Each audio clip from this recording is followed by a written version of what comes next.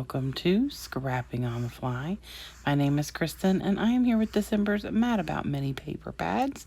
And today I am doing a sequel to yesterday's Iron Crafter, because yesterday's item was small papers, mini paper pads, etc. So I did a layout for that on Friday, and now I have this one for the Mad About Mini Paper Pads. Here is the layout I did, and I am just going to do a second page that is going to kind of go in the same idea of this one, because they are going to be facing each other. I've got some more pictures from our Cookie Day 2024. I'm going to use some of the scraps from this page that I did yesterday, and a bunch of embellishments that I'm hoping to get used up, that are random Christmas embellishments that I've had in my collection for many years. And then I'm going to hopefully bring in some Echo Park as well. So I have my papers, my embellishments, my pictures. So let's see how this goes. So I'm going to start with this yellow paper, because my original matte stack paper that I want to use is gold, but it's like got a white base. So I don't want to use white. I didn't want to darken the pictures by using black. And I considered like a brown because it's Cookie Day, but it just didn't look right to me. And so I thought I'd use the yellow, help brighten it up a little bit. And so I've got 8 pictures that I want to get on here. They're all 3x4. I did trim one of them down a little because there's a lot of extra back space. If you hear some heavy breathing, it's because I am snuggling a baby. So, oh, look, I made a mistake. My lovely sticker that I've had forever fell right on my son's face. And as you can see, that picture over to the right is messed up. And yeah, it's probably a sign, he would say, because he doesn't want me scrapbooking him. And yeah, but luckily I got a printer and I can reprint the picture.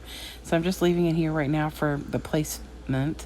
That whole top row is the process of getting the sugar cookies ready, rolled out, cut out, put on the cookie sheet. And then the rest of it is creating an icing. My daughter and her boyfriend, and then Apollo's in the background. Not that he did a whole lot of icing or decorating cookies, but I did make one cookie, which is in the bottom right corner, that's like a stocking, and it has his name on it. Oh, he's talking to you, Mom. So I have this little Very Merry Christmas.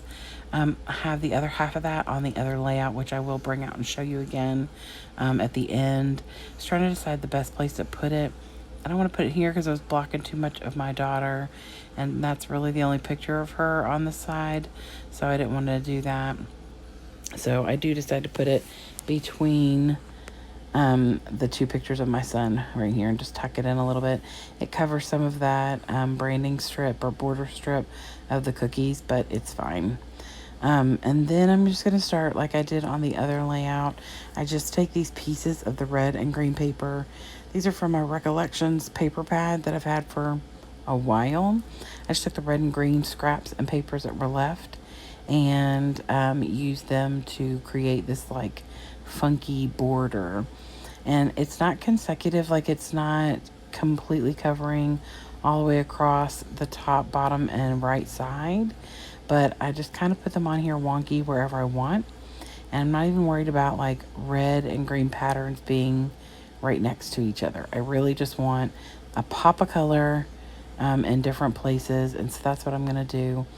This is a good way to use smaller bits and pieces if you have them, or to bring in the colors from your layout, like if you're matting your pictures or something with those colors and you want to bring it in somehow.